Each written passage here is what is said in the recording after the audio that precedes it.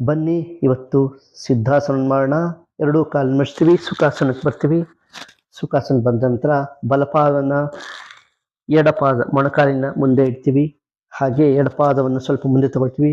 ಎರಡೂ ಪಾದವನ್ನು ಸ್ವಲ್ಪ ಹತ್ತಿರ ತಂದು ಹಿಮ್ಮಡಿಗಳನ್ನ ಹತ್ತಿರ ತರ್ತೀವಿ. ಎರಡೂ ಹಸ್ತವನ್ನು ಬೆನ್ನ ಹಿಂದೆ ಕಪ್ ಶೇಪಲ್ಲಿಟ್ಟು ಪೃಷ್ಠದ ಭಾಗವನ್ನು ಎತ್ತಿ ಸ್ವಲ್ಪ ಮುಂದೆ ಇಡ್ತೀವಿ. ಇದಕ್ಕೆ ಗಮನಿಸಿ, ಇದಕ್ಕೆ ಸಿದ್ಧಾಸನ ಅಂತಾರೆ. ಈ ರೀತಿ ಪಾದವನ್ನು ಹಿಡಿದಕ್ಕೆ ಸಿದ್ಧಾಸನ ಅಂತಾರೆ. ಹಸ್ತವನ್ನು ತೊಡೆ ಮೇಲೆ ಚಿನ್ಮುದ್ರದಲ್ಲಿ ಇಟ್ಕೊಳ್ತೀವಿ. ಬೆನ್ನಿನ ಭಾಗ ನೇರ ಇರುತ್ತೆ.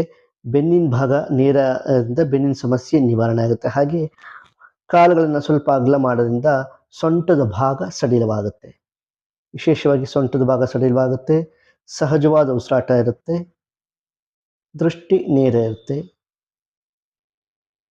ಪೃಷ್ಠದ ಭಾಗಕ್ಕೆ, ಸೊಂಟದ ಭಾಗಕ್ಕೆ ಮತ್ತು ತೊಡೆಯ ಭಾಗ